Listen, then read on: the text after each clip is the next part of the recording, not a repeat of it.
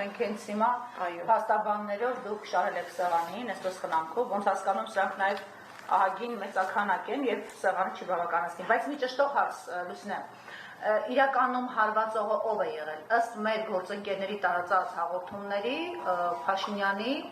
առաջին հարվածողը եղել է Փաշինյանի դեռ այս պահին մենք չունենք, թե ով ա եղել, չգիտեմ ճիշտ ասած, ես ինքս չգիտեմ, այդ ձեր ասած ընդհանրապես տեսակրություններից եւ մամուլում գրվող, որ ասում են եղել է թիկնապան, չեմ կարող։ Դե որովհետեւ այդքան մոտ Փաշինյանին առնվազն պիտի թիկնապահ լիներ, եթե ընտանիքի անդամը չէր, հետեւաբար տրամաբանությունը հուշում է թիկնապահն է, եւ թիկնապահը պիտի այդքան շահագրգռված լիներ, բայց առաջին հարվածը եղել է թիկնապահից։ Դուք տեղյակ եք մանրամասների, ձեզ պատմել են տղաները։ Գործի մանրամասների հետ կապված, կոնկրետ միջադեպի հետ կապված, այս պահին որևէ բան պարզաբանում մեկնաբանություն եք տալու,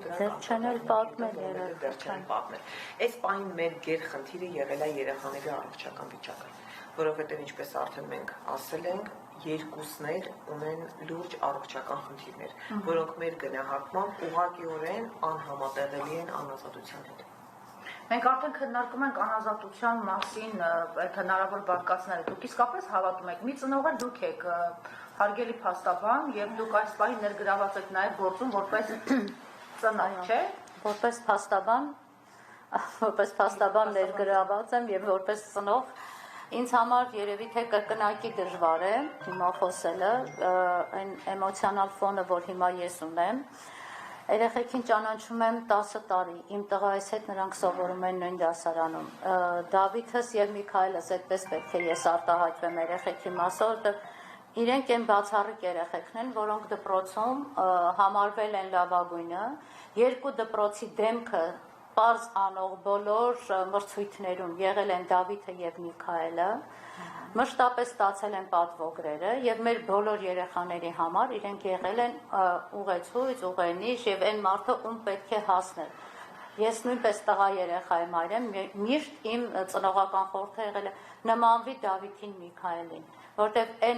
այս երեխեքը դա միայն խոսքեր չի, որ ուզում եմ որպես փաստաբան մեկնաբանեն, որ ուզում լավ լինի։ Դրանց մասին են վկայում։ Պատկերացրեք, երեխեքը բացարձակ տիրապետում են օտար լեզուների, տիրապետում են անգլերենի, B1 մակարդակով տիրապետում են իսպաներենի։ Այդ երեխեքը մեր երեխեքի համար եւ ուսուցիչ են ինչ որտեղ, եւ սովորացնող են, եւ զսպող են իրենց վարքով եղել։ Հավատացեք, ես կարող եմ անգամ դա ասել։ Ու այսօր այդ երեխեքին ներկայացնել ինձ համար շատ մեծ ցավ է, երբ որ ես կարդում եմ որոշակի կոմենտները, գրառումները, անկեղծ եմ ասում, ես զարմանում եմ մեր ժողովրդի այս աշճանի բևեռացված ու դաժան լինելու վրա։ Որևէ իրավական գնահատական չեմ ուզում տալ, որևէ իրավական գնահատական, բայց չէ որ պետք է հաշվի առնեն 18 տարեկան երեխեքի մասին է խոսքը։ Այսինքն քննադատում են։ Քննադատելը ամեն ինչ կարդացել եմ։ Չէ, իշխանության, այո, ճիշտ է ասում։ Քննադատել են իշխանության падգամավորները իրենք առաջին այս տղաներին թիրախավորեցին եւ շատ կոշտ գնահատականներով, վերաբերմունքով եւ ի վերջային հոդվածը, որով այս տղաները գտնվում են հիմա ձերբակալման վայրում։ Արդյոք չի հուշում, որ ուղղորդված արշավ է սկսվել ընտանիքի դեմ։ Ես երևի թե միշտ ասել եմ, որ շատ սարսափելի լավատես եմ։ Հույս ունեմ, որ այն օբյեկտիվությունը, որը հույս ունեմ դեռևս, որ օբյեկտիվությունը պետք է ապահովեն ու հասկանան իրականում ինչ է տեղի ունեցել ու երեխեքին չեն հասցնելու մեղադրանքի, չեն կործանելու վառ ապագա եւ պայծառ ապագա եւ այս երկրի համար պիտանի արժանի զավակ ունենալու մեր հնարավորությունը։ Այո, այն հատվածները, այն կասկածանքը, ինչ կասկածանքով որ այսօր երեխեքը ձերբակալվել են, ինձ համար են, որ ասում եմ աբսուրդի ժանրից է, բնականաբար։ Հոդվածները եւ մարդկանց համար մի քիչ հասկանալի լեզվով բացատրենք եւ դրանք ինչ են ենթադրում այդ հոդվածները։ Մի հոդվածը խուլիգանությունն է, մյուս հոդվածը 452 հոդվածի, ոնց հասկացա այս պահին արդեն երրորդ մասի կասկածանքն է, պաշտոնատար անձի օրինական ծառայական կամ քաղաքական գործունեությանը միջամտելու նպատակով պաշտոնատար անձի կամ նրա մերձավոր ազգականի կամ մերձավորի կամ նշված անձանց դաստիարակության, խնամքի կամ հսկողության տակ գտնվող անձին բռնություն գործադրելու Պաշտոնատար անձի օրինական, ծառայողական կամ քաղաքական գործունեությանը միջամտելու նպատակով պաշտոնատար անձի կամ նրա եւ այլն։ Իրաքի օրով քաղաքական, պաշտոնեական, օրինական, ինչ գործողություններ են ծավալում հանգստյան օրով։ Իրարամերժ չէ, այս որակումը եկեղեցու ներսում քաղաքական գործունեությունը ո՞րն է։ Բոլորիս է հայտնի, որ մենք եկեղեցու ներսում քաղաքական գործունեությամբ պայմանավորված որևէ գործողություն անելու իրավունք չունենք։ Բայց եկեք այս պահին ես հոդվածները չմեկնաբանեմ, ասեմ ինչ իհարկե համարում եմ ոչ օրինական ազատազրկման սահմանը միջադասեք, 2-ից 5 տարի։ 2-ից 5 տարի։ Այսինքն առաջադիմությամբ երեխաները պիտի այսպես մի հատ պատահական միջադեպով հայտնվեն վերջում։ Այլընտրանքային պատիժներ են նախատեսում։ Ես չեմ ուզում դրա մասին խոսեմ, ասեմ ինչի, որտեղ հույս ունեմ, որ ի վերջո չենք հասնելու մենք դրան։ 72 ժամով երեխաները ձերբակալված են։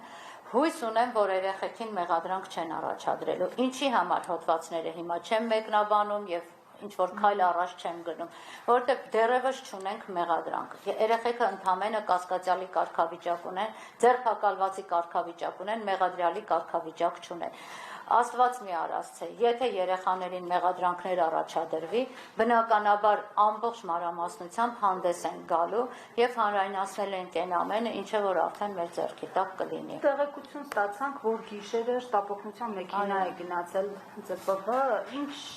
խնդիր կա տղաների հետ կապված։ Մենք արդեն ասացինք, որ երեխեքը որոշակի բավականին բարդ ավելի ճիշտ առողջական խնդիրներ ունեն։ Շտաբօգնությունը հրավիրվել է, որտեղ մասնավորապես Դավիթը ունեցել էր գլխացավեր, Դավիթը Երևանից ուներ ուժեղ գլխացավեր եւ աչքերը ամբողջությամբ այլուն էր լցված։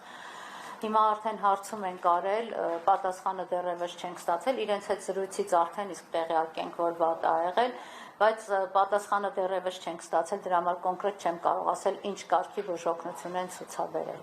Իսկ տղաները հարցաքննվել են, պատմել են։ Տղաներին փորձել են հարցաքննել, երեք հրաժարվել են ցուցմունքներ տալուց։ Ուղղակի մեկ բան պատճառը։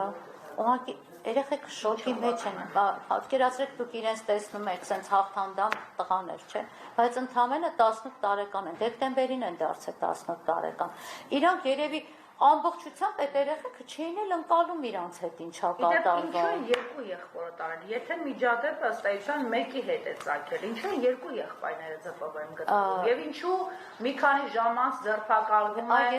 երրորդ մարդը, Գևորգը, որին ես հանդիպել եմ, եւ այդ մարդը չգիտեր, որ ինքը պիտի ձերբակալվի։ Մենք Բաքում քննարկում ենք, զրուցում ենք, մենք տեղափոխվում ենք ամեն մեկս մեր տուն, տեղեկանում եմ, որ մի քանի ժամ հետո Գևորգին են ձերբակալել։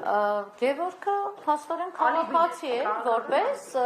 եղել էր բանում, պատարագի էր մասնակցել։ Մշտապես նա այդ եկեղեցու հավատացյալ է, մշտապես էր։ Առավել եւս դուք եք ասում, դա անգամ մենք չգիտենք, ասեմ, որ երեխեքն էլ մշտապես այցելում են կամ Սուրբաննա, պատարագներին կամ Զորով,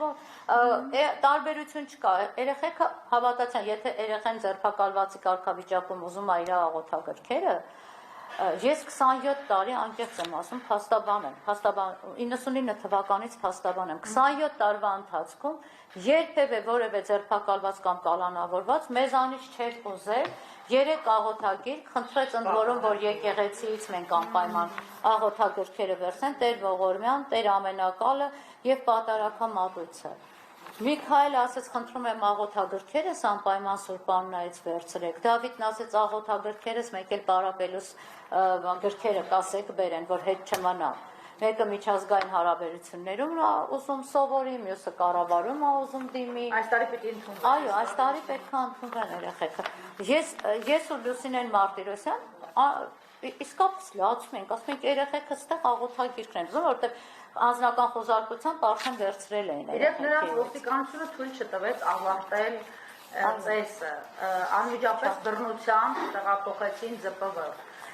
Մի հատ որպես փաստաբան նաև այս մասով ձեր գնահատականը տվեք եւ որպես լրագրող ֆիքսենք որևէ իրավապաշտպան,